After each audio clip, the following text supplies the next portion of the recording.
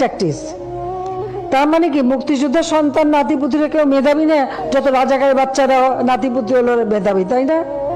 কিন্তু এটা ভুলে গেলে চলবে। 10 জনের সামনে কথা বলতেছি, কিভাবে কথা বলতে হবে এই কথা বলার ভাষাটুকুই যদি আমি না জানি, ওই 10 জনের সামনে কথা বলার কোনো যোগ্যতাই আমার নাই। 1971 সালের পর থেকে যারা জন্মগ্রহণ করছে, যুদ্ধতে অংশগ্রহণ করতে পারে নাই, তারা সবাই রাজাকার। আমি, আপনি, আপনার বাবা, আমার দাদার নামও যেহেতু মুক্তিযোদ্ধার কোঠায় নাই, তাহলে আমার দাদা সহ আমরা সবাই রাজাকার। এক কথায় বলতে গেলে বর্তমান দেশে 16,98,00,000 নাগরিকদের মধ্যে 2,31,000 মানুষ মুক্তিযোদ্ধা, এদের পরিবার বাদে আমরা সবাই রাজাকার। যেই রাজাকারের নাম শুনলে একটা সময় আপনার চোখে ঘৃণা চলে আসতো, এখন একবার ভেবে দেখুন সেই রাজাকারের ট্যাগে আপনার ঘাড়ে চলে আসতেছে। সেই ট্যাগ আপনার ঘাড়ে দিতে এক বৃন্দিও দ্বিধাবোধ করতেছে না, কারণ তার পদে উঠতে আপনার কোনো প্রয়োজন হয় না। বিকজ যে দেশে ভোট ছাড়া ক্ষমতা পাওয়া যায়, সেই দেশে আবার কিছু বলতে ভাবতে হয় নাকি? আজকের ভিডিওতে একটা কথা বলে যাই, মাথায় রাখেন, কথা যত বেখেয়ালি হবে পতন তত দ্রুত হবে ইনশাআল্লাহ। পার্সোনালি আমি কোনো রাজনৈতিক সম্পর্কের সাথে সম্পৃক্ত নয়, কিন্তু একজন সাধারণ নাগরিক হিসাবে এই কথার বিরুদ্ধে তীব্র নিন্দা ও প্রতিবাদ জানানোর প্রয়োজন আমি মনে করি। রিসেন্ট 8-9 দিনই হয়ে গেল কোঠা এবং মেধা নিয়ে একটা আন্দোলন চলতেছে। হ্যাঁ, এই কথা সত্য যে কোঠা এবং মেধা দুইটা এক জিনিস নয়, কিন্তু আমার কথা হচ্ছে মুক্তিযোদ্ধাদের নাতি নাতনি থেকে শুরু করে ছেলে মেয়েগুলো যদি এতই মেধাবী হয়, তাহলে তাদের চাকরির জন্য কোঠার কিসের প্রয়োজন? প্রশ্ন থেকেই যায়। সাধারণ মানুষগুলো যদি রাজাকার হয়, এই সাধারণ মানুষের ট্যাক্স ভ্যাট দিয়ে আপনি দেশ চালাচ্ছেন, তার মানে আপনি বড় রাজাকার। বাংলাদেশ পরিসংখ্যান BBS এর হিসাবে শিক্ষিত বেকার আছেন 23,50,000 জন, অর্থাৎ বাংলাদেশে মোট বেকারের সংখ্যা 12% উচ্চ শিক্ষিত। এখন আমাদের মাননীয় প্রধানমন্ত্রীর কথা হিসাবে এই 12% উচ্চ শিক্ষিত বেকার নাগরিকই মেধাহীন। আফসোস, 2022 সালে আমি সেনাবাহিনীর মাঠে অ্যাপ্লাই করেছিলাম এবং আমি বগুড়া ক্যান্টনমেন্ট মাঠে দাঁড়াতে গিয়ে দেখি অলরেডি 3 জন সিলেক্টেড হয়ে আছে। এখন আমার প্রশ্ন হলো, আমরা এতগুলো স্টুডেন্ট মাঠে দাঁড়াতে গিয়েছিলাম, আমাদেরকে দেখার আগে আমাদের মেধা সম্পর্কে তারা বুঝে গেছে, রাইট? যদি আমাদের না দেখে আমাদের মেধা সম্পর্কে নাই বুঝতো, তাহলে তো অলরেডি আগে থেকে 3 জনকে সিলেক্ট করে রাখতো। যে দেশে কোঠা ছাড়া চাকরি হয় না, দেশের নাগরিকদের রাজাকার বলে সম্বোধন করা হয়। আমরা একজন সাধারণ নাগরিক হিসেবে প্রধানমন্ত্রীকেই ভয়কট করতেছি। রাজাকার প্রধানমন্ত্রী, তার গদি থেকে তাকে নামিয়ে দেওয়া হোক, নয়তো কোনো আইন আমরা মানি না। আপনি একজন সাধারণ মানুষ হিসেবে আপনি নিজের থেকে ভেবে দেখেন দেশের কতটুকু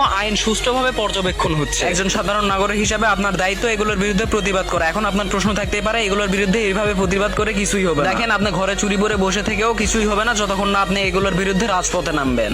যত রাজাকারের বাচ্চারা নাতিপুতি হলো মেধাবী, তাই না? আফসোস, আমাদের দেশ যে পরিচালনা করতেছে তার ভিতরে শিক্ষা থাকতে পারে, কিন্তু সঠিক শিক্ষা নাই আমি মনে করি। কারণ যার ভিতরে সঠিক শিক্ষা থাকবে, সে 10 জনের সামনে এরকম ভাবে কাউকে ছোট করে কথা বলতে পারবে। কথা বলার ধরনটা আপনি একবার খেয়াল করলে দেখতে পাবেন কথার ভিতরে কতটা অহংকার লুকিয়েছিল। এবার যাই হোক, আপনাকেও আল্লাহ তাআলা দিন শেষে বোঝার তৌফিক দান করুন। রিয়েলি একটা দেশ পরিচালনা করে যে তার মুখের ভাষা এতটা ঘৃণিত হবে, এটা আসলেই মেনে নেওয়ার মতো কথা নয়। আমি আপনি যদি রাজাকার হই, তাহলে রাজাকার সেও। ধন্যবাদ।